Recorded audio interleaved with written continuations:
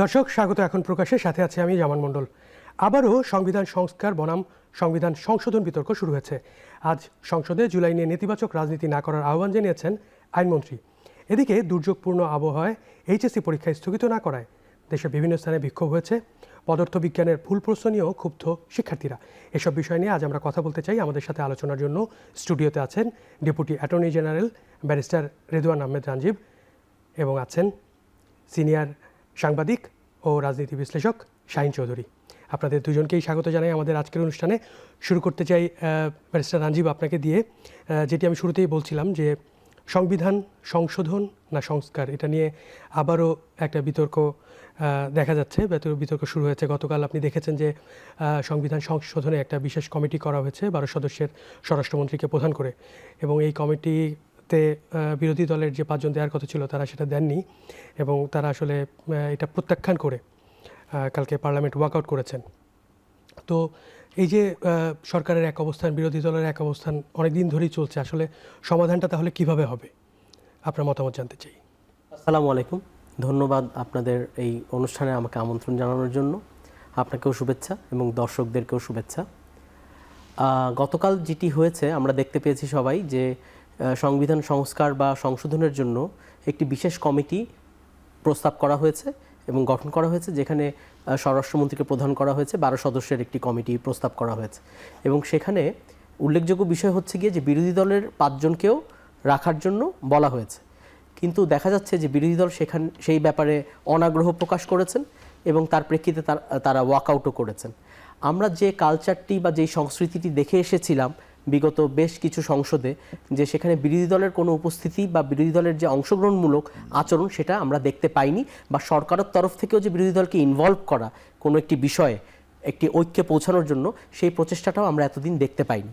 কিন্তু এই 5ই অগাস্টের এই জুলাই গণ অভ্যুত্থানের পরে এই পরিবর্তনটা যে এসেছে, আমাদের সংসদীয় কালচারে যে একটা পরিবর্তন এসেছে, যে বিরোধী দলকেও ইনভলভ করা যে কোনো বিষয়ে রাজনৈতিক ঐক্যে পৌঁছানোর জন্য দেশের স্বার্থে, জনগণের স্বার্থে, সেটি আমরা এখন কিন্তু দেখতে পাচ্ছি। এবং আমরা এটাও দেখতে পাচ্ছি যে সংসদে সব কিছুতেই সরকারও চাচ্ছেন যে দেশের কল্যাণ এবং জনগণের কল্যাণে যে ইস্যুগুলো প্রয়োজন সেখানে বিরোধী দলকে ইনভলভ করা কিভাবে যায়। এবং এটা আপনি আগেও হয়তো খেয়াল করেছিলেন যে জ্বালানি সংকট নিরসনের জন্য একটি কমিটি করা হয়েছিল, সরি, সেখানেও কিন্তু বিরোধী দলকে আহ্বান করা হয়েছিল। তো তারই ধারাবাহিকতায় দেখা যাচ্ছে যে এইবার যে সংবিধান সংস্কার বা সংশোধনের জন্য যে কমিটিটি ফর্ম করা হয়েছে সেখানে বিরোধী দলকে নাম দেওয়ার জন্য প্রস্তাব করা হয়েছে। এখন সংবিধান সংস্কার বা সংশোধনের প্রয়োজনটা কেন আসলো?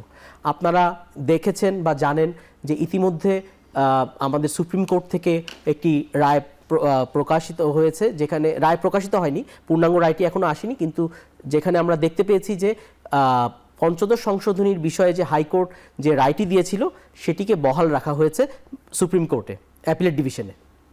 এবং তার প্রেক্ষিতেই এখন সংবিধানে কিভাবে সেই পরিবর্তনগুলো আনা যায় তার ব্যাপারে একটি আলোচনা করার জন্যই এই বিশেষ কমিটিটির সৃষ্টি করা হয়েছে।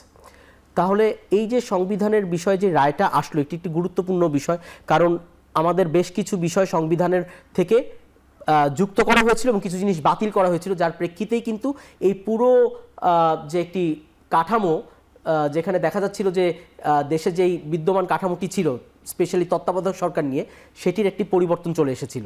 কারণ আমাদের যে নির্বাচনী ব্যবস্থা, যে অবিশ্বাসের কারণে এই অরাজকতাটা তৈরি হয়েছিল, সেইটার সমাধানের জন্যই কিন্তু তত্ত্বাবধায়ক সরকারের জন্ম হয়েছিল। সেই তত্ত্বাবধায়ক সরকারের জন্ম হওয়ার পরিপ্রেক্ষিতে কিন্তু 3টি নির্বাচন হয়েও গিয়েছিল এবং শান্তিপূর্ণভাবে ক্ষমতার হস্তান্তরও হয়েছে। কিন্তু তার প্রেক্ষিতেই আমরা দেখলাম যে হঠাৎ করেই যখন 2009 সালের দিকে যখন আওয়ামী লীগ সরকার দায়িত্বে আসলেন, তারা তাদের সংখ্যাগরিষ্ঠতার জোরে তারা সংবিধান থেকে পঞ্চদশ সংশোধনী আনয়নের মাধ্যমে তত্ত্বাবধায়ক সরকারের প্রভিশনটি এবং তার সাথে বেশ কিছু নতুন প্রভিশন যোগ করলেন এবং তত্ত্বাবধায়ক সরকারের প্রভিশনটাকে বাতিল করলেন, যার প্রেক্ষিতে কিন্তু রাজনৈতিক একটি যে শৃঙ্খলাটা ছিল সেটি কিন্তু পুরোপুরি ধ্বংস হয়ে গেল এবং সেই অবিশ্বাসের জায়গাটা আবার ফেরত আসলো। এবং যার প্রেক্ষিতে আমরা 17 বছর দেখলাম নির্বাচনে যে অরাজকতা এবং মানুষের যে ভোটাধিকার সেটি কিন্তু হারিয়ে গেল।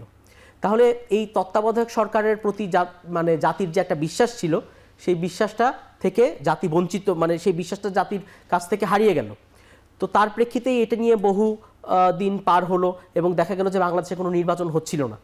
এবং তার প্রেক্ষিতে যখন হাইকোর্টে এই বিষয়টি আসলো তখন দেখা গেল পঞ্চদশ সংশোধনীকে অবৈধ ঘোষণা করা হলো এবং তত্ত্বাবধায়ক সরকারকে আবার ফিরিয়ে আনা হলো এবং তার সাথে যেমন গণভোটের বিধানটিও বাতিল করা হয়েছিল সেটিও যুক্ত করা হলো এবং নতুন যে সংবিধানে যুক্ত করা হয়েছিল 7 ক এবং 7 খ, যার মাধ্যমে বলা হয়েছিল যে সংবিধানে কিছু জিনিসকে পরিবর্তন করতে গেলে সেজন্য সেটি রাষ্ট্রদ্রোহিতার শামিল হবে এবং তার একটি সাজা হবে, সেই সমস্ত প্রভিশনগুলো কিন্তু এই পঞ্চদশ সংশোধনীর রায়ের মাধ্যমে বাতিল করা হলো এবং পুনরায় তত্ত্বাবধায়ক সরকারকে ফিরিয়ে আনা হলো এবং সেটি অ্যাপিলেট ডিভিশনের শুনানির পরেই এই হাইকোর্টের রায়টিকে বহাল করা হয়েছে। তার মানে আমরা তত্ত্বাবধায়ক সরকারকে মোটা দাগে আমরা 4টা জিনিস ফেরত পেয়েছি। বেসিক্যালি তত্ত্বাবধায়ক সরকারের বিধানটা ফেরত আসলো, দ্বিতীয়ত ফেরত আসলো হচ্ছে গিয়ে সংবিধানে যে গণভোটের বিধানটা ছিল না সেটিও আবার ফেরত আসলো, তৃতীয়ত 7 ক এবং 7 খ এই বিধানগুলো যে বাতিল করে দিয়েছিল হাইকোর্ট সেটিও আবার বলবৎ রাখলো সুপ্রিম কোর্ট, আর চতুর্থত আপনার আর্টিকেল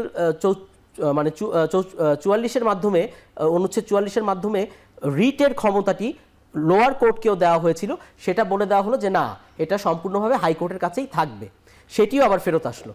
তাহলে এই এবং আর বাদবাকি আরও যে বিষয়গুলো ছিল সেগুলো সংসদের উপর দায়িত্ব দিয়ে দেওয়া হলো। তার মানে সংসদকে দায়িত্ব দেওয়া হলো যে পলিসিগত বিষয়ে যাতে সংসদই সিদ্ধান্ত নেয় দেশ ও জনগণের কথা বিবেচনা করে। এখন দেশ ও জনগণের কথা বিবেচনা করতে গেলে আমরা জানি যে দুটি পক্ষ নিয়ে একটি সংসদ, সেখানে সরকারি দল থাকবে এবং সেখানে বিরোধী দল থাকবে এবং এই দুই পক্ষের মাধ্যমেই একটি ঐক্যের মাধ্যমেই যদি একটি সংবিধানে পরিবর্তন আনা হয় তাহলে সেটি দেশ এবং জাতির কাছে গ্রহণযোগ্য হবে এবং সেই কারণেই কিন্তু এই বিশেষ কমিটিটি গঠিত করা হয়েছিল। কিন্তু দেখা গেল যে বিরোধী দল সেই ব্যাপারে তাদের উষ্মা প্রকাশ করলেন এবং তারা গতকালকে ওয়াকআউট করেছেন।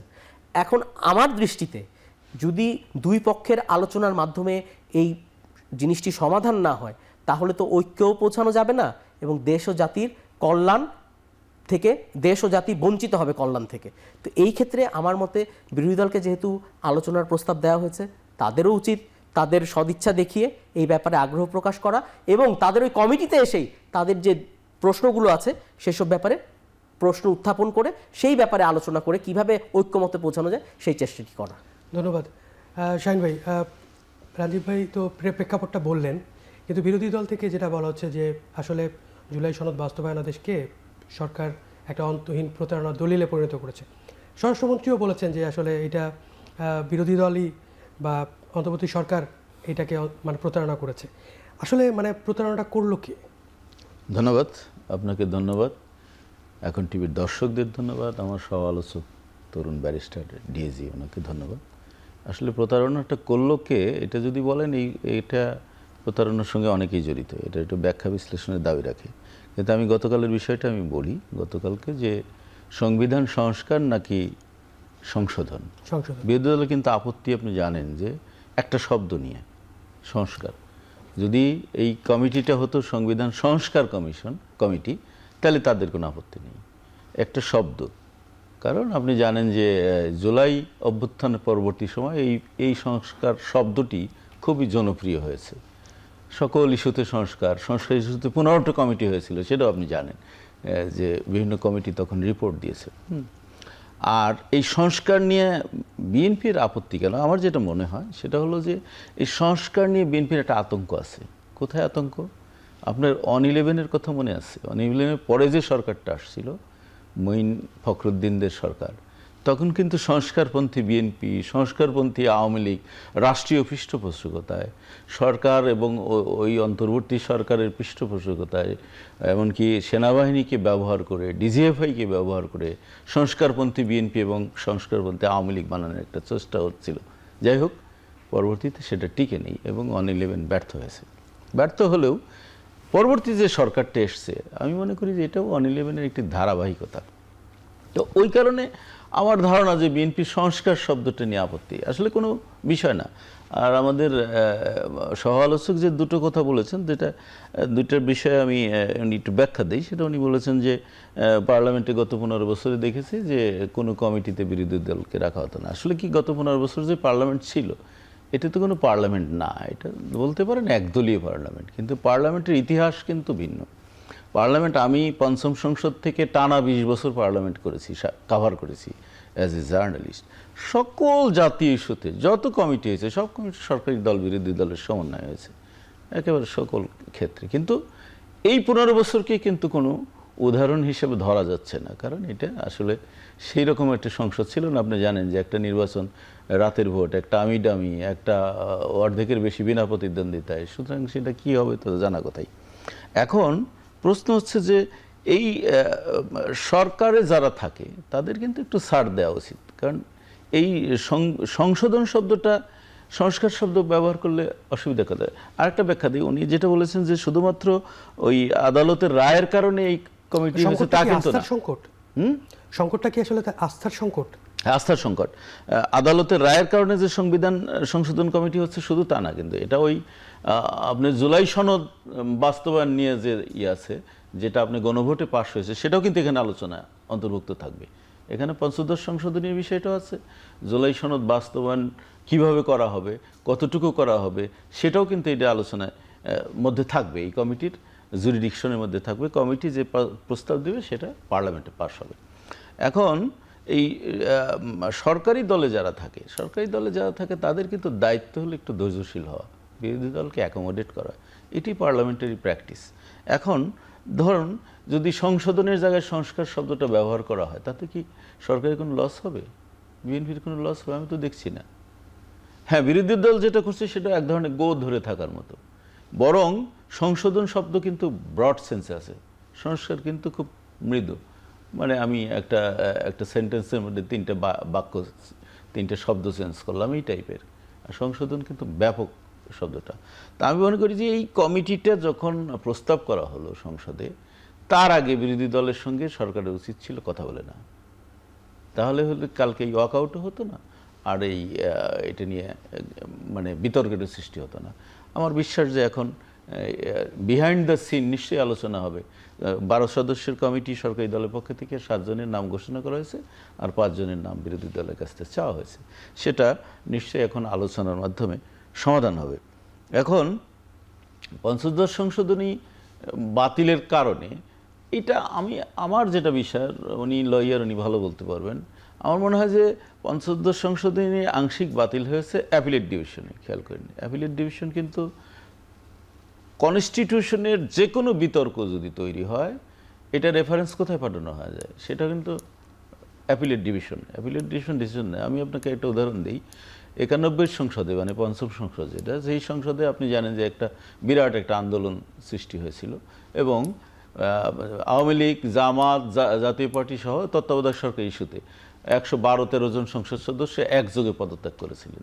সেই পদত্যাগ পত্র গ্রহণ করা হবে কি হবে না, সেটাও কিন্তু তখন যে পার্লামেন্টের স্পিকার ছিলেন শেখ রাজ্জাক আলী, তিনি কিন্তু এটা রেফারেন্স পাঠিয়েছিলেন হাইকোর্টে, চিফ জাস্টিসের কাছে মতামত চেয়েছিলেন। সুতরাং চিফ জাস্টিস তখন যেটা মতামত দিয়েছিলেন যে এটা স্পিকারের এখতিয়ার, তিনি গ্রহণ করবেন কি করবেন না, it is up to him. তখন স্পিকার সেটা গ্রহণ করে। সুতরাং অ্যাপিলেট ডিভিশন যে রায়টা দিয়েছে, এই রায়ের পরে আমি মনে করি যে সংসদীয় তত্ত্বাবধায়ক সরকার ব্যবস্থা ইতিমধ্যেই বাস্তবায়ন হয়ে গেছে। এটা পার্লামেন্টে, কারণ এই আইনটা তো ছিল, এই আইনের আন্ডারে 3টে নির্বাচন হয়েছে, তিনটি নির্বাচন হয়েছে, এবং খুব প্রশংসিত নির্বাচন হয়েছে। এই আইনটা যখন পঞ্চদশ সংশোধনীর মাধ্যমে বাতিল করা হলো, সেটা এখন অ্যাপিলেট ডিভিশন যখন সেটা আবার ওই সংশোধনীতেই বাতিল করে দিয়েছে, আমি মনে করি যে তত্ত্বাবধায়ক সরকার ব্যবস্থা পুনর্বহাল হয়ে গেছে, এখানে আর কোনো বাধা নেই। এটা সংসদে গ্রহণ করা না করা আমি কিছু আসে যায় না, অ্যাপিলেট ডিভিশন হাইস্ট অথরিটি। আর অন্য যে বিষয়টা, যেটা হলো যে গণভোট যেটা হয়েছিল, আপনি যেটা প্রশ্ন করেছেন প্রতারণা কে করলো, আমি করি প্রতারণা কে করলো, বিরোধী দল বলছে সরকার করছে, আর সরকার বলতেছে অন্তর্বর্তী সরকার করছে। এইটা দুইটাই কিছুটা সত্য। অন্তর্বর্তী সরকার যে গণভোটটা দিয়েছে, এটা কিন্তু একটা জোড়াতালির গণভোট। কেন জোড়াতালির গণভোট? পার্লামেন্টে তো তখন মানে সংবিধানে তখন গণভোটের প্রভিশনই ছিল না, আপনি গণভোট দিয়ে দিয়েছেন কিভাবে? রাষ্ট্রপতির একটা অর্ডিন। এটা কি এক ধরনের প্রতারণা না? কি আপনি বলেন? গণভোটের প্রভিশন কিন্তু ছিল না, এই রায়ের মাধ্যমে গণভোটের প্রভিশন পুনর্বহাল হলো। গণভোট নাই, কিন্তু দেশে একটা গণভোট হয়ে গেছে। এবং 70% লোক সেটার পক্ষে মোটামুটি ভোটও দিয়েছে। তো এটা এক ধরনের অন্তর্বর্তীকালীন সরকার তখন হলো কি, কুল রাখি না শ্যাম রাখি অবস্থা। তখন বিএনপিকেও খুশি করা, আবার এনসিপি সহ যারা এটার দাবি করছে এটাও করা যে খুশি করা, যে কারণে জাতীয় নির্বাচনের সঙ্গে তারা গণভোটটাও জুড়ে দিয়ে তারা বিদায় নেওয়ার একটা রাস্তা খুঁজছিল, যে ভাই তোমরা পার্লামেন্টে এসে যা ইচ্ছে তাই করো। এটা এক ধরনের, কিন্তু আমি বলবো যে এটা এক ধরনের প্রতারণা। জি, এটা আবার আসবো শাহিন ভাই আপনার কাছে। শাহিন ভাই যেটা বলছেন যে আসলে সরকারের দিক থেকে আরও বেশি রেসপন্সিবল হওয়া দরকার, বা উনি আশা করছেন যে আসলে দুই পক্ষেরই একটা সমঝোতায় হয়তো আমরা একটা সমাধানে পৌঁছাতে পারবো, কিন্তু বিরোধী দল থেকে কিন্তু বারবার বলা হচ্ছে যে এটা যদি দাবি মেনে না নেওয়া হলে রাজপথেই সমাধান হবে, এবং রক্তপাত না চাইলে মানে দাবি মেনে নিতে হবে। তাহলে পরিস্থিতিটা আসলে কোন দিকে যাচ্ছে, মানে আমরা কি আবার সংঘাতের দিকে যাচ্ছি কিনা? আমার দৃষ্টিতে মনে হয় না যে এটা আবার সংঘাতের দিকে যাবে, কারণ আমার সহ আলোচকও বললেন যে বিরোধী দলেরও উদারতা দেখাতে হবে, সরকারকেও উদারতা দেখাতে হবে, দুই পক্ষের এবং উনি এই কথাটাও বললেন যে হয়তো এই সংসদের বাইরেও আলোচনা হতে পারে, কারণ আমরা দেখেছি যে রাজপথে সমাধান হলে আলটিমেটলি ক্ষতিটা হয় কিন্তু দেশের এবং দেশের মানুষের। তো কোনো কিছু রাজপথে যাওয়ার আগে, যেহেতু সংসদটি এখন খুবই ভাইব্রেন্ট অবস্থায় আছে এবং জনগণেরও আস্থা আছে, আপনি দেখবেন যে চ্যানেলগুলোতে সংসদ চলাকালীন সময়ে সংসদীয় চ্যানেলটাই মানুষ এখন বেশি দেখছে, মানুষের আগ্রহ এখন সংসদের প্রতি, কারণ সংসদে এখন সুন্দর বিতর্ক হয়, তথ্যবহুল কথাবার্তা হয়। তো যার কারণে মানুষের যেহেতু একটি আগ্রহ আছে, মানুষও সংসদের দিকে তাকিয়ে আছে, এবং সেটা আশা করি আমি সরকার দল এবং বিরোধী দল দুই পক্ষই অনুধাবন করবেন এবং দুই পক্ষই এইটি সমাধানের জন্য আলোচনার ভিত্তিতেই হয়তো চেষ্টা করবেন যে কিভাবে এই জিনিসটাকে, এই যে শব্দের বেড়াজালে না গিয়ে কিভাবে এই কমিটিটাকে অ্যাক্টিভেট করে দেশ এবং জনগণের স্বার্থে, এটা হচ্ছে কি আমাদের মূল কথা, দেশ এবং জনগণের স্বার্থে কিভাবে সংবিধানটাকে যুগোপযোগী করা যায়, সেটা জুলাই সনদের আলোকে, সেটা হচ্ছে গিয়ে বর্তমান রায়গুলোর প্রেক্ষাপটে যে পরিস্থিতিটির অবতারণা হয়েছে সেটার সমাধান সংসদের মাধ্যমেই করতে হবে, কারণ রাজপথে গিয়ে আলটিমেটলি ক্ষতিটা হবে দেশের এবং জনগণের। অনেকে কিন্তু বিষয়টাকে এভাবে দেখে যে আসলে এই যে মানে বিভিন্ন বিতর্কগুলো, এগুলো আসলে মানে মেকি পাতানো, অনেকে এরকম মনে করে। যেমন রবীন ফারহানা তো বলেছেন যে আসলে বিরোধী দল তারা গুছাচ্ছে সামনের নির্বাচনের জন্য, তার জামাত নেতৃত্বাধীন যে 11 দলীয় জোট তারা আসলে প্রস্তুতি নিচ্ছে সামনের নির্বাচনের জন্য, এবং এই কারণে তারা যে বিরোধিতাগুলো করছে সেগুলো আর আসলে অনেকটা মানে মেকি দুই পক্ষই। তো এই বিষয়টা আর কি আপনি কীভাবে দেখেন? এটার ব্যাপারে উত্তর হচ্ছে কি, এগুলি যদি মেকিই হতো বা এগুলো যদি তাদের সত্যিকারের তাদের মতামত না হয়ে থাকতো, তাহলে তো এগুলো তারা সংসদে উত্থাপন করতেন না। সংসদে যেই বিষয়গুলো উত্থাপিত হচ্ছে সেগুলো কিন্তু সব রেকর্ডেড থাকছে এবং এগুলো আর্কাইভে থাকছে, এগুলো তো ডকুমেন্টেড এভিডেন্স হিসেবে থাকবে। এগুলো তো রাজপথের বক্তব্য না, এগুলো সংসদের ভেতরে প্রিভিলেজড কথাবার্তা, এবং তারা প্রসিডিংস মেনেই দুই পক্ষই আলোচনায় অংশগ্রহণ করছেন।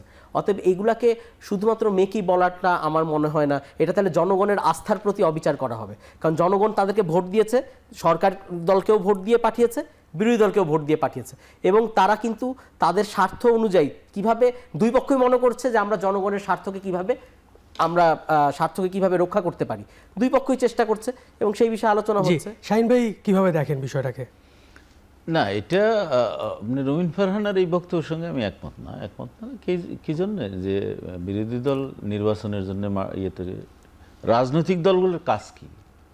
জনগণের মন জয় করা। সেটা যদি আপনি মেকি অভিনয় করেও করেন বা সত্য কাজ করেও করেন, জনগণের মন জয় করাটাই কিন্তু মূল টার্গেট। এখন নির্বাচনের প্রশ্ন কিন্তু এখনই আসে না। কেন আসে না? এখনও তো এই সরকারের মানে গা দিয়ে নির্বাচনের গন্ধ এখনো যায়নি, কারণ এখনো সরকারটা 6 মাসও পূরণ হয়নি। 6 মাস পূরণ হয়নি, তারপরে অন্তত 1 বছর বা 2 বছর গেলে রবীন ফারহানের এই বক্তব্যটা তখন ফাই করে, না হলে এখন এই বক্তব্য আসে না। আর রবীন ফারহানা নিশ্চয়ই ব্যক্তিগতভাবে নিশ্চয়ই আর ওনার বক্তব্য কিন্তু উনি কখনো স্থির থাকেন না। আপনি অতীতেও দেখেছেন, উনি যখন বিরোধী দলেও ছিলেন ওনার বক্তব্য আমি দেখেছি যে বিএনপি নিয়ে উনি একবার বক্তব্য দিলেন এরা দুর্নীতি অমুক টমুকে জড়িত ইত্যাদি ইত্যাদি, আবার উনি স্ট্যান্ড চেঞ্জ করলেন। এরকম স্ট্যান্ড চেঞ্জ করতে করতে তিনি কিন্তু দল থেকে ছিটকে পড়েছেন এবং এখন কার্যত তিনি আমার ধারণা যে হয়তো একটু ফ্রাস্ট্রেশনে ভুগছেন বলে এই ধরনের কথা জি, বলছেন। আমরা আসবো, কিন্তু একটা বিরতি নেই, আমাদের একটা বিরতি নেওয়ার হ্যাঁ, সময় হয়েছে শাহিন ভাই। আমি মনে করি যে এই নির্বাচন নিয়ে করার সময় এখনো আসেনি, জি। সেটা খুব আর্লি হয়ে জি, যাচ্ছে। আমরা ফিরবো আবার আলোচনায়। দর্শক, এখন প্রকাশে নিচ্ছে একটা বিরতি, ফিরছি কিছুক্ষণ পর, সাথে থাকুন।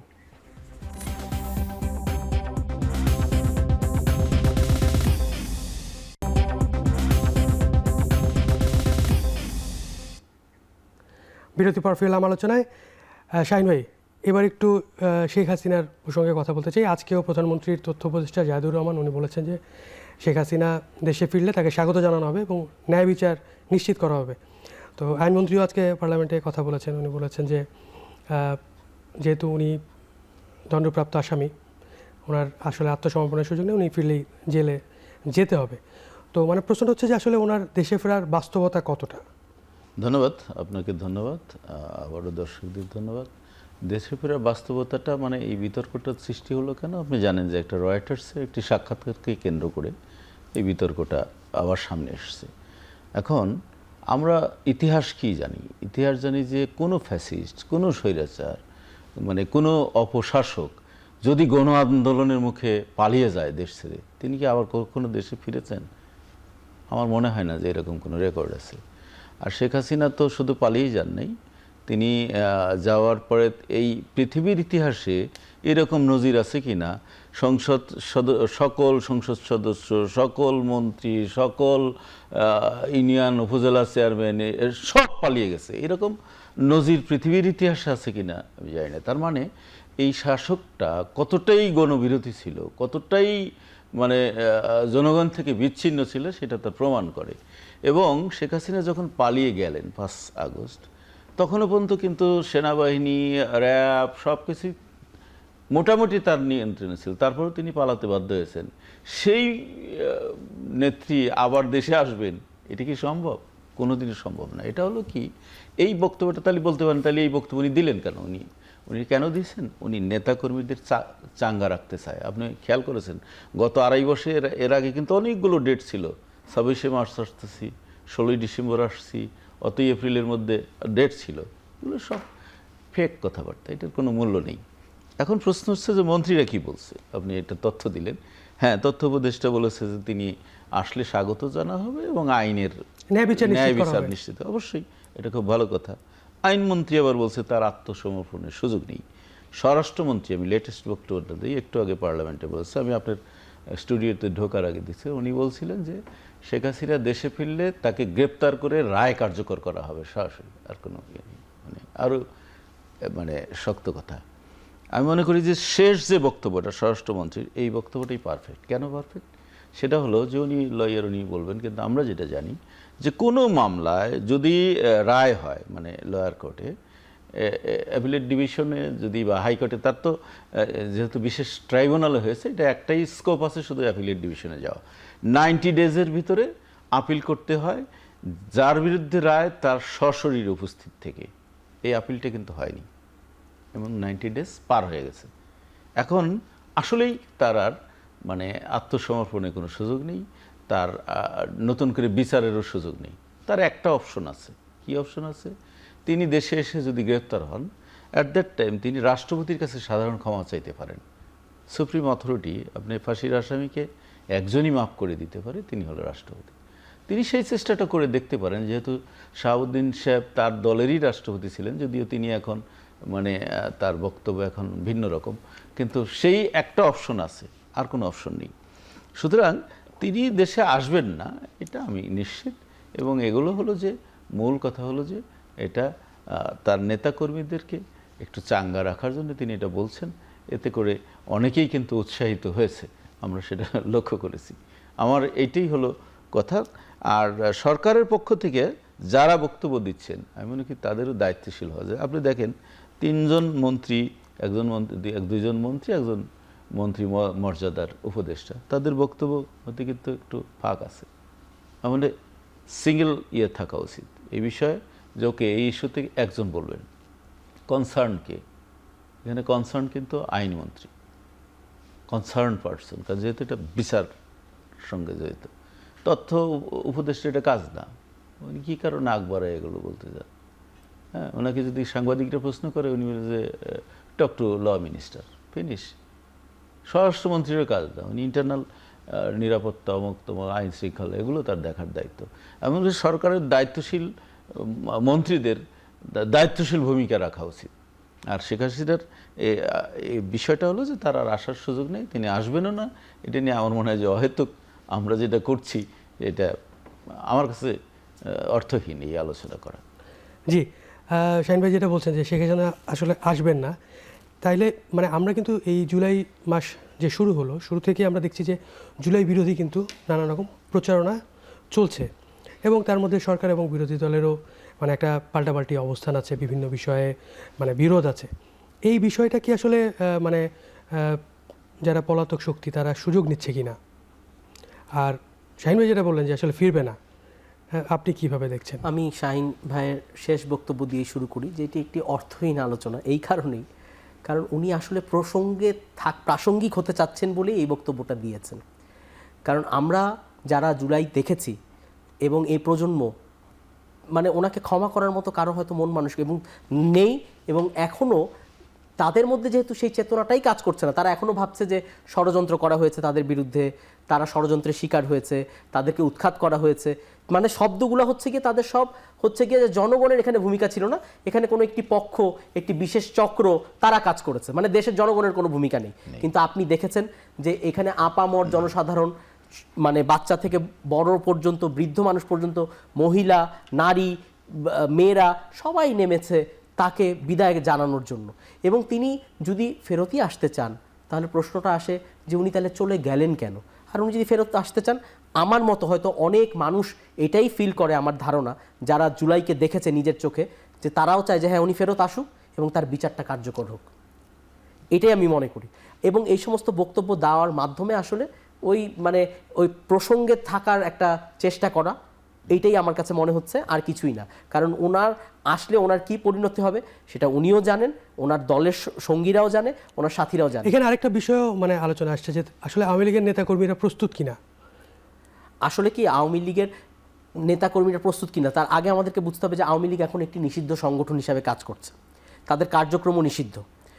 এবং আমরা বেশ কিছুদিন আগেই দেখলাম যে ওনাদের ব্যাপারে যেহেতু ট্রাইব্যুনালে বিচারাধীন আছে বিষয়টি, যে দল হিসাবে তাদের কি হবে সেটার ব্যাপারে কিন্তু চিফ প্রসিকিউটরও বক্তব্য দিয়েছেন যে ওখানে যেহেতু বিচারাধীন আছে বিষয়টি, আলটিমেটলি সেখান থেকে রায় আসলে পরে বোঝা যাবে যে আলটিমেটলি আওয়ামী লীগের ভাগ্যটি কী হবে।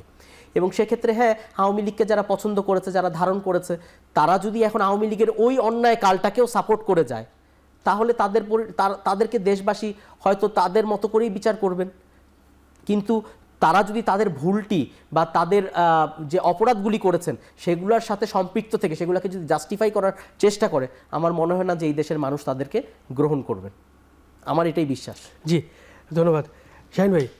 জুলাইয়ের যে গ্রাফিতিগুলি, যেখানে জুলাইয়ের আকাঙ্ক্ষাগুলো আসলে সবাই লিখেছিল, অনেক মানুষ লিখেছিল, সেখানে নারীর অধিকারের প্রশ্ন ছিল, সবার সমান অধিকারের কথা ছিল, নিরাপদ সড়কের কথা ছিল, বিভিন্ন বিষয় ছিল। সেই গ্রাফিতিগুলো আমরা দেখছি যে এখন কিন্তু অনেকটাই মুছে যাচ্ছে। তো মৌলিক সংস্কার আসলে কি হলো, আমরা কত দূর এগোলাম? আজকে একটা প্রোগ্রামে নাহিদ ইসলাম কিন্তু বলেছেন যে তার দল এবং দলের বাইরে যারা জুলাইয়ের নারী তারা বুলিংয়ের শিকার হচ্ছেন। তো মানে আপনি আসলে পরিবর্তন কতটা দেখতে পাচ্ছেন? ধন্যবাদ। আপনি যদি বলেন যে পরিবর্তন কতটা দেখতে পাচ্ছেন, এটা এক কথায় বললে খুব মেজর কোনো পরিবর্তন হয়নি। এটাকে 10% বা 20%ও বলা যায় না। কেন বলা যায় না?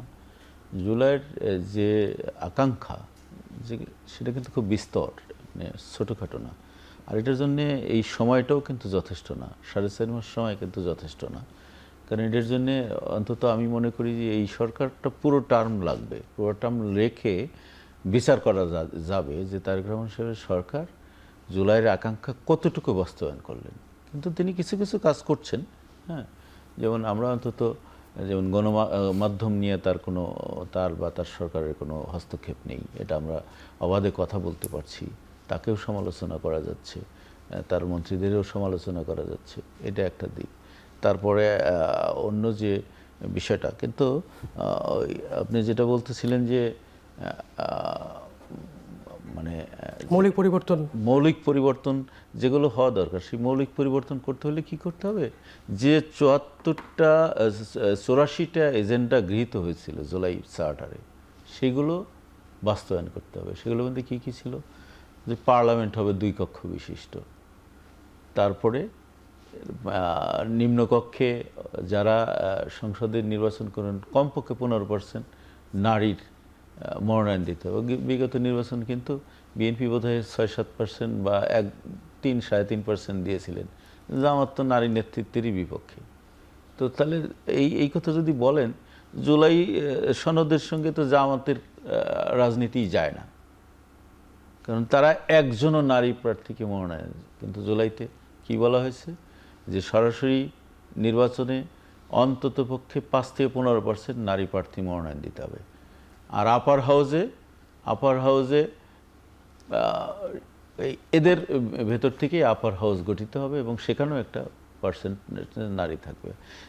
জুলাই চার্টারে আরও যেসব বিষয় ছিল, যেমন রাষ্ট্রপতির ক্ষমতা বৃদ্ধি করা, প্রধানমন্ত্রী এবং রাষ্ট্রপতির ক্ষমতার মধ্যে ভারসাম্য সৃষ্টি করা, তারপরে আপনার দলীয় প্রধান সরকার প্রধান থাকতে পারবেন না, হ্যাঁ, এগুলো কিন্তু কিছুই হয়নি। এখন যদি এগুলো কিন্তু আলোচনার দাবি রাখে। এখন আপনি যদি মনে করেন যে জুলাই চার্টারটা গণভোটের মাধ্যমে গৃহীত হয়েছে, সেটা সরকার ইচ্ছে করলে এটা মেনে নিতে পারে, জাস্ট পার্লামেন্টে অ্যাডপ্ট করা, আর কিছু না। এখন সরকার কেন মেনে নিচ্ছে না, এখানে একটা বেসিক কোশ্চেন। এই জায়গায় এসেই কিন্তু জুলাই হুসুট খেয়েছে। আমি যদি বলি, জুলাই হুসুট খেয়েছে যখনই গণভোটের রায়টা সংসদে গৃহীত হয়নি। এখনও পর্যন্ত 2টি সেশন কিন্তু চলে গেল, আর 2 দিন বোধহয় পার্লামেন্ট আছে। আমি যতদূর জানি যে বৃহস্পতিবার থেকে এই অধিবেশনও শেষ। তো সেটা কিন্তু এখনও পর্যন্ত গৃহীত হয়নি।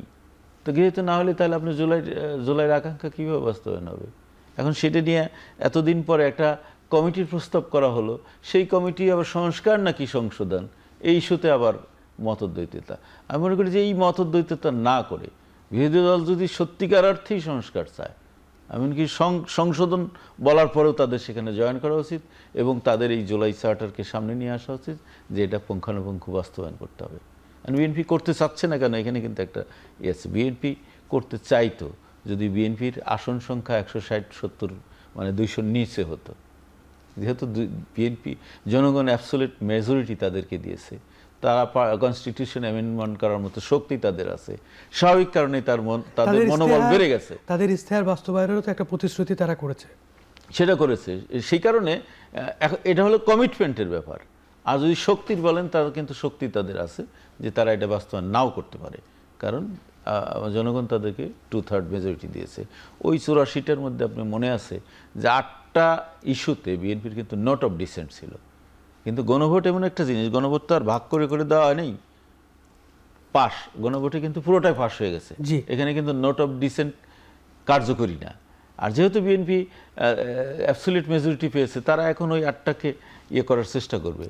তো পুরো বিষয়টা নিয়ে আমি মনে করি যে এটা আলোচনা করে যদি সমাধান না করা হয়, আমি বিএনপির প্রতিও বলি, জামাত সহ এনসিপির প্রতি বলি, তাহলে আমি মনে করি যে আওয়ামী লীগকেই মানে কি বলবে প্যাসেজ দেওয়া হচ্ছে, মানে আওয়ামী লীগ আলোচনা করে সমাধান করতে হবে। হ্যাঁ, সমাধান না হলে তার মানে কি, তখন পাবলিক কি বলবে যে ভাই তোমাদের ভেতর তো আওয়ামী লীগ ভালো ছিল। জি, ব্যারিস্টার রানজিব, শাহিন ভাই যেটা বলছেন যে আসলে বিষয় আমি একটু বলি, আপনি সংক্ষেপে উত্তর দিবেন, মানে আপনার উত্তরটা নিয়ে আমরা বিরতিতে যাব। মানে আমি যেটা বলছিলাম যে জুলাইয়ের নারীরা বুলিংয়ের শিকার হচ্ছেন, মানে এই আরও অনেকগুলো বিষয়ে মানে জুলাইকে কুক্ষিগত করার একটা প্রচেষ্টা আছে, যে স্টেক কার, এই প্রচেষ্টা আমরা দেখছি কিছু কিছু গোষ্ঠীর মধ্যে। তো মানে এইসব কারণেই কি মানে বিরোধীদের মানে সুযোগ দেওয়া হচ্ছে কিনা, খুব সংক্ষেপে উত্তর দিবেন। আমি খুব সংক্ষেপেই বলি যে এই জুলাই কার, জুলাই আসলে আমাদের বাংলাদেশের। আমরা যদি এখানে কোনো পক্ষ তৈরি করতে চাই যে এটা আমার, তাহলে আমরা এর আগে যা দেখেছি, ওই যে 17 বছর যে মুক্তিযুদ্ধ শুধু একটি দলের, তাহলে আবার এরকম 2টা পক্ষে ভাগ করা যাবে না এই দেশকে। এই দেশ এখন আমাদের সবার, এইটা মাথায় আমাদের চিন্তা চেতনায় এইটা ধারণ করতে হবে আগে, যে এই দেশটা আমাদের সকলের, নাম্বার 1। আর নাম্বার 2 হচ্ছে গিয়ে যে নারীরা বুলিংয়ের শিকার, এইটার ক্ষেত্রেও আসলে আমাদের চিন্তাকে পরিবর্তন করতে হবে। আমাদেরকে প্রগতিশীলতার সাথে এগিয়ে নিতে গেলে আমাদের যদি এই দেশকে এগিয়ে নিতে হয় তাহলে নারী পুরুষ দুজনকে একসাথে অগ্রসর হতে হবে, যেহেতু দুটো তো অর্ধেক অর্ধেক তো জনগণ, এখানে তো যদি 18 কোটি মানুষও হয় তাহলে 9 কোটি নারী 9 কোটি পুরুষ, তা আপনি 9 কোটি নারীকে তো বাদ দিয়ে কিছু করতে পারবেন না। সো তাদেরকে গ্রহণ করে তাদেরকে কিভাবে তাদের পার্টিসিপেশন আরো বাড়ানো যায় সেই জন্যই আমাদের কাজ করতে হবে। আর থার্ড লাস্ট আমি একটা কথা বলি, যেটা বলেছেন যে ওই যে প্রতারণা, কে করছে প্রতারণা?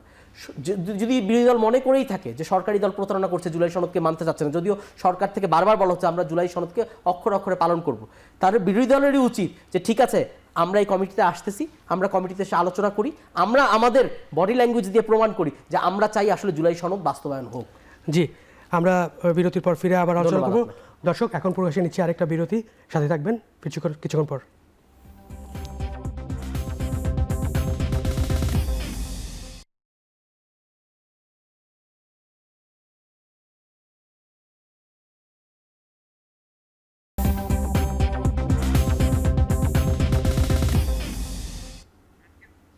দর্শক, বিরতির পর ফিরলাম আবার আলোচনায়। শাহিন ভাই, আজকে সারাদিন আপনি দেখেছেন যে এইচএসসি পরীক্ষা প্রাকৃতিক দুর্যোগের কারণে গতকাল স্থগিত না করায় শিক্ষার্থীদের মধ্যে ব্যাপক ক্ষোভের জন্ম দিয়েছে এবং আজকে সারাদিন বিভিন্ন স্থানে এইচএসসি শিক্ষার্থীরা তারা বিক্ষোভ করেছেন। তো আন্তঃশিক্ষা বোর্ড থেকে যেটা বলা হচ্ছে যে চট্টগ্রাম বিভাগের পরীক্ষা 16 তারিখ পর্যন্ত স্থগিত করা হয়েছে, কিন্তু অভিন্ন প্রশ্নপত্র হওয়ায় আসলে পরীক্ষা স্থগিত করা যায়নি। কিন্তু শিক্ষার্থীরা আসলে খুবই ক্ষুব্ধ। তো আসলে এই ব্যাখ্যা কতটা যৌক্তিক? শিক্ষামন্ত্রী যদি দুঃখ প্রকাশ করেছেন উনি। ধন্যবাদ। আসলে এই আন্তঃশিক্ষা বোর্ডের যে ব্যাখ্যা, এটা ব্যাখ্যা সম্পূর্ণ অযৌক্তিক। যৌক্তিক তো নাই। কেন? ওকে, অভিন্ন প্রশ্ন, তাহলে আপনি একটা বোর্ড স্থগিত করলেন, বাকি 7টা বোর্ডে পরীক্ষা হচ্ছে, তো সবগুলো স্থগিত করলে কি হতো, কি সমস্যা হতো? আপনাকে ওইখানে তাহলে কি আপনি অভিন্ন প্রশ্ন থাকলো? চিটাগাংয়ের জন্য তো এখন আবার আলাদা প্রশ্ন করতে হবে এই কয়েকটা সাবজেক্টের জন্য, এই কয়দিন যেটা থাকবে। আর এই যে এই অল্প কয়েকটা দিন, গত 3 দিন যে দুর্বিষহ অবস্থা ছিল, এটা কি এটা সাধারণ মানুষই তো বাইরে যেতে পারে না, এই অফিসগামী লোকই তো বাইরে যেতে। এটা এইচএসসি পরীক্ষার্থীরা যাদের বৃষ্টিতে ভিজে হাঁটু পানি পেরিয়ে কোমর পানি ডিঙিয়ে হলে যেতে হয়েছে, এটা খুবই দুঃখজনক। এটা কি কারণে করলেন? আর এতেও কোনো সমস্যা হতো না। সমস্যা কী জন্য হয়েছে সেটা আপনি বলেননি। সেটা হলো শিক্ষামন্ত্রীর একটা মন্তব্য, এই যে ফার্মের মুরগি বলা এদেরকে। আপনি আপনার মনে থাকতে পারে যে শেখ হাসিনারও কিন্তু একটি মন্তব্যকে কেন্দ্র করে তার পতন নিশ্চিত হয়েছিল। কি জন্যে? রাজাকারের বাচ্চা বলা হয়। তখন স্লোগান কি উঠেছিল যে তুমি কে আমি কে, রাজাকার রাজা। আজকেও শিক্ষার্থীরা এরকম একটা স্লোগান দিয়েছে। আজকে শিক্ষার্থীরা স্লোগান দিয়েছে তুমি কে আমি কে, মুরগি মুরগি। বলেছে কে? শিক্ষামন্ত্রী। যে কারণে তার পদত্যাগের প্রশ্ন উঠছে। এই যে দায়িত্ব জ্ঞানহীন বক্তব্য, আমি আগেও কিন্তু বলেছি যে 3 মন্ত্রী 3 রকম বক্তব্য। এই যে তিনি যে এই কথাটা বললেন, এইটা তো কোনো ইয়ের মধ্যে পড়ে না, কোনো শিষ্টাচারের মধ্যে পড়ে না। আরে ভাই, আপনি তো যে বাচ্চাদেরকে ফার্মের মুরগি বলছেন, এই বাচ্চাদের আন্দোলনের কারণেই আজকে আপনি মন্ত্রী। এই বাচ্চাদের আন্দোলনের কারণে। যদি রাজনৈতিক দলগুলো বলে সবাই আন্দোলনে ছিলেন, আমরা তো সাংবাদিক, আমরা দেখেছি না? এই তরুণরা বুক পেতে দিতে পেরেছে। আন্দোলন বিএনপি করেছে 14-15 বছর, কিন্তু তারা বুলেটের সামনে বুক পাতে নাই। যেটা আবু সাইদ দেখিয়েছে, যাকে অনুসরণ করেছে সমস্ত স্কুল কলেজের তরুণরা, যে কারণে 2000 তরুণের লাশ পড়ার পরে শেখ হাসিনার মতো ফ্যাসিস্ট পালিয়ে যেতে বাধ্য হয়েছে।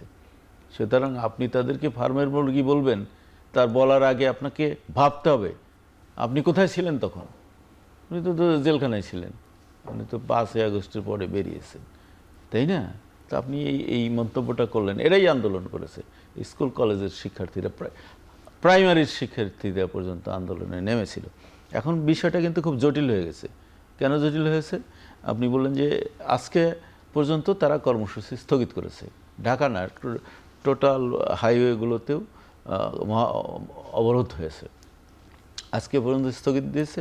এবং আমি যেটা দেখলাম আপনার স্টুডিওতে ঢোকার আগে সর্বশেষ যে ইনফরমেশন, তারা বলেছে যে আগামীকালের পরীক্ষা, অর্থাৎ ওই চট্টগ্রামের সঙ্গে মিল রেখে এই কয়দিনের সমস্ত পরীক্ষা বাতিল করতে হবে। তো এরা আবার চট্টগ্রাম যেদিন থেকে শুরু হবে সেদিন থেকে শুরু, সব বাতিল করতে হবে এবং সেটা রাতের মধ্যেই ঘোষণা দিতে হবে। এবং রাতের মধ্যেই যদি এই ঘোষণা না আসে, আগামীকাল শিক্ষা মন্ত্রণালয় বরাবর লং মার্চ। লং মার্চের কর্মসূচি আছে। তার মানে বিষয়টা কিন্তু সমাধান। হ্যাঁ, আপনি বলেছেন যে হ্যাঁ শিক্ষামন্ত্রী দুঃখ প্রকাশ করেছেন, দুঃখ প্রকাশের মধ্যে আর বিষয়টা নেই। আমি যতদূর জেনেছি যে শিক্ষামন্ত্রীকে দুঃখ প্রকাশ করেছেন, প্রধানমন্ত্রী তাকে ডেকে নিয়েছিলেন, তারপরে তিনি দুঃখ প্রকাশ করতেও বোধহয় কুণ্ঠাবোধ করতেছিলেন আমার মনে হয় আর কি। এই ওনার একসময় উনি ওই নকল বিরোধী আন্দোলন করে সফল হয়েছিলেন। উনি এখন ভাবছে যে পরিস্থিতি ২০ বছর আগের পরিস্থিতি আর আজকের পরিস্থিতি এক নয়, আপনাকে এটা বুঝতে হবে। আবার আসবো শাহিন ভাই আপনার কাছে। ব্যারিস্টার রানজিব, আপনি কালকে দেখেছেন যে পদার্থবিজ্ঞানে প্রশ্নেও কিন্তু মানে ভুল ছিল, এটা নিয়েও শিক্ষার্থীরা খুবই ক্ষুব্ধ। এখানে আসলে গাফিলতি কার? বোঝা যাচ্ছে যে এখানে একটি অব্যবস্থাপনা হয়েছে। না একটা হলে ব্যাখ্যা দেওয়া হচ্ছে সরকারের দিক থেকে। সরকার একটা ব্যাখ্যা দিয়েছেন যে এই প্রশ্ন প্রক্রিয়া শুরু হয় 2 বছর আগের থেকে, তারপরে এটি চূড়ান্ত হয়। তাহলে আমার কথা হচ্ছে কি, 2 বছর প্রক্রিয়া চলার পরে যারা এই কমিটিতে ছিলেন তাদেরকে কি এখন আপনারা কোনো ব্যবস্থা, তাদেরকে কি জবাবদিহিতার আওতায় আনা হয়েছে? তাদেরকে কি শোকজ করা হয়েছে যে কেন এই প্রশ্নপত্রে, একটি গুরুত্বপূর্ণ পরীক্ষার প্রশ্নপত্রে কেন ভুল থাকবে? এটি তো অনেক হাত ঘুরে তারপর চূড়ান্ত প্রক্রিয়া এসেছে, তারপর সেটি প্রিন্ট হয়েছে, প্রিন্ট হওয়ার পরেও তারা দেখেছেন। তাহলে এরকম একটা ভুল তো থাকতে পারে না। আর সবচেয়ে বড় কথা হচ্ছে গিয়ে, আপনি জানবেন বা আমরা তিনজনই এখানে যারা উপস্থিত আছি তারা আমরা অনুধাবন করতে পারি যে একটি ছাত্রের কাছে এসএসসি এবং এইচএসসি পরীক্ষা তার জীবনে কত বড় একটি গুরুত্বপূর্ণ দিন। এক একটি পরীক্ষা তার কাছে তার জীবনের যে সফলতা আসবে সামনে, সেটার একটা চাবি এই পরীক্ষাগুলো। তো একটা পরীক্ষা যখন সে প্রিপারেশন নিয়ে যায়, এবং আমরা নিজেরাই ফিল করেছি যে আমরা কতটা নার্ভাস থাকতাম, আমাদের সাথে আমাদের গার্জিয়ানরা যেত, কেন যেত? আমাদেরকে সাহস দিতে যে বাবা তুমি ভয় পাও না, ওখানে যাই তুমি ঠিক মতো লিখে দিয়ে আসবা। আমি নিজে, আমার সাথে আমার গার্জিয়ান গিয়েছে, হয়তো আপনাদের সাথেও গিয়েছে। তো এই যে এই পরীক্ষাটা তার জীবনে যে কত বড় একটা ব্যাপার, সেই ব্যাপারটাকে আমরা এখন তাদেরকে আমরা রাস্তায় নিয়ে আসলাম। তারা এখন, তাদের নেওয়ার কথা ছিল পরীক্ষার প্রিপারেশন, তারা এখন নিচ্ছে আন্দোলনের প্রিপারেশন। তাহলে এই দেশে কি তারা আন্দোলন করবে না পরীক্ষা দিতে যাবে? তাহলে এই যে তাদেরকে যে একটা মুখোমুখি অবস্থায় দাঁড় করানো হলো, এটি কেন করা হলো শুধুমাত্র একটি সিদ্ধান্তের কারণে। এখন বলা হচ্ছে যে ডিসিদেরকেও বলা হয়েছিল যে যদি ওখানে কোনো রকমের অবস্থার অবতারণা হয় তাহলে তারা তাৎক্ষণিক ডিসিশন নিয়ে পরীক্ষার হল পরিবর্তন করবেন বা পরীক্ষা বাতিল করবেন। তো এরকম একটা পরিস্থিতিতে আপনি ডিসিরা যখন দেখলেন, বা তারাই বা কী করলেন, তারাই বা কেন পরীক্ষাটাকে কন্টিনিউ করতে দিলেন, বা কেনই এই ছাত্রদেরকে আমরা একটা অনিশ্চিত ভবিষ্যতের দিকে ঠেলে দিলাম? এখানে দেখা যাচ্ছে যে অনেক পুরো একটা প্রক্রিয়ার মধ্যে একটা সমন্বয়হীনতার হয়তো অভাব ছিল। এখানে শিক্ষামন্ত্রী একটি কথা বলেছেন যে ওনাদের কাছে রিপোর্ট ছিল যে আবহাওয়া পরের দিন ভালো হয়ে যাবে, পরে সকালে দেখা গেল যে আবহাওয়া আরও খারাপ হয়েছে। তার প্রেক্ষিতে তারা ডিসিশনটি দ্রুত নিতে পারেন নাই। কিন্তু এই কারণে তো আমরা ছেলেগুলোকে, আমরা একটা ছেলে মেয়ে উভয়কেই আমরা একটা অনিশ্চিত ভবিষ্যতের দিকে ঠেলে দিলাম। কারণ আমি পরীক্ষার হলে যেতে গিয়ে যদি আমাকে ওই পরীক্ষার প্রিপারেশনের ব্যাপারে চিন্তা না করে আমাকে যদি চিন্তা করতে হয় যে আমি কীভাবে পরীক্ষার হলে পৌঁছাবো, সেই ব্যাপারেই যদি আমার রাত থেকে চিন্তা ভাবনা করা লাগে, তাহলে আমি পরীক্ষার হলে বসে আর লিখতে পারবো না। কারণ আমার মাথায় তো খালি ঘুরবে যে আমি কিভাবে এই পরীক্ষার হলে এসে পৌঁছেছি। তো আমার মতে এই ক্ষেত্রে এখন অবশ্য শিক্ষামন্ত্রী বলেছেন যে এই পরীক্ষাগুলোকে আবার নেওয়ার ব্যবস্থা করা। তাহলে আপনি যদি আবার নিতে বলেন, তাহলে এই যে শিক্ষার্থীগুলো একই বিষয়ে আবার তারা প্রিপারেশন নিবে, আবার তারা পরীক্ষার হলে যাবে, তাহলে এর পিছনে যে অর্থ ব্যয়, সময় ব্যয়, এনার্জি ব্যয়, এইগুলির জন্য কে দায় নেবেন? কাকে এর দায়ভারটা আমরা দিতে পারবো? আলটিমেটলি কিন্তু ভোগ করতে হবে স্টুডেন্টদেরকে। তবে আমার একটা আহ্বান যে স্টুডেন্টরা যাতে এই আন্দোলন না করে, তারা যাতে আলোচনার মাধ্যমে সমস্যাটা কিভাবে সমাধান করা যায় তারাও যাতে এগিয়ে যায়, এবং সরকারও যাতে অতি দ্রুত আলোচনার মাধ্যমে এই ব্যবস্থাটিকে, এই বিশৃঙ্খলাটিকে একটি শৃঙ্খলার মধ্যে ফিরিয়ে আনেন, সেই ব্যবস্থা যাতে গ্রহণ করেন। ধন্যবাদ শাহিন ভাই। শিক্ষামন্ত্রী বলেছেন যে ক্ষতি পুষিয়ে দেওয়া হবে, কিন্তু এখন আসলে যে পরিস্থিতি তৈরি হলো, এইটার আসলে সমাধান কি হবে? মানে আপনার কি? আপনি যেটা বলেছেন যে ক্ষতি পুষিয়ে দেওয়া হবে, কিভাবে ক্ষতি পুষিয়ে দেবেন? এটা অপূরণীয় ক্ষতি। এটা কোনো, আমার মনে হয় যে কোনো ব্যাখ্যার মধ্যে পড়ে না। এখন সরকারের উচিত কি, আমি মনে করি যে যেটা ভুল হওয়ার হয়ে গেছে, ওদের দাবিটা মেনে নিয়ে ফ্রেশ এই পরীক্ষা স্থগিত করে আন্দোলনটা দামানো দরকার। কারণ ভুল কিন্তু একটা না। ভুল প্রথমত আপনি মানে সাঁতার কেটে পরীক্ষা হলে পাঠিয়েছেন, আপনার প্রশ্নপত্রে ভুল, আপনার এক বোর্ড স্থগিত, অন্য বোর্ডগুলো চালু, এত ডিসিশন কেন?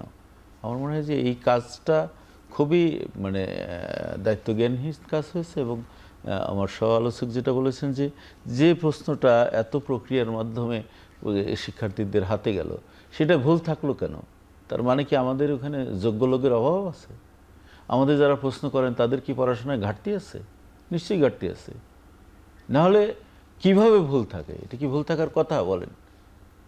আর একটা এইচএসসি লেভেলের পরীক্ষা, এটা তো পিএইচডির প্রশ্নপত্র না, মানে এই মাস্টার্সেরও না, এসএসসি এইচএসসি লেভেলের পরীক্ষা। সেই পরীক্ষার প্রশ্নপত্র ভুল এতগুলো হাত দিয়ে যাওয়ার পরে কারা ভুলের জন্য দায়ী? তাদেরকেও আমি মনে করি আইনের আওতায় আনা উচিত, এবং সরকারের উচিত যেটা, যে শিক্ষার্থীদের দাবিটা মেনে নিয়ে এই পর্বটা অন্তত শেষ করা। কারণ সরকারের কেবল শুরু, এই শুরুতে যেন অন্তত সরকারকে আন্দোলনের মুখে বা আবার এই শিক্ষার্থীদের মুখোমুখি হতে না হয়, সেটাই হবে আমার প্রত্যাশা। অনেক ধন্যবাদ শাহিন ভাই। 10 সেকেন্ডে খালি একটা কথা বলবো। এই পরীক্ষার এই পরিবেশটি আমাদের এই বৈশ্বিক আবহাওয়ার পরিবর্তনের কারণে যে অবতারণা হয়েছে, এখানে আমার একটা সাজেশন থাকবে যে সরকারের ভাবনা করা উচিত যে আমরা কি এখন থেকে এই বর্ষার সিজনে এই পরীক্ষাগুলো রাখবো, নাকি এই পরীক্ষার এই ডেটগুলোকেও আমরা শীতকালীন বা আন্তরিকতার সাথে আসলে এই বিষয়গুলো দেখতে হবে। আপনাদের দুজনকেই অনেক ধন্যবাদ আমাদের সময় দেওয়ার জন্য। দর্শক, আর এই ছিল আজকের এখন প্রকাশে। এতক্ষণ সাথে থাকার জন্য ধন্যবাদ। সবাই ভালো থাকবেন। শুভরাত্রি।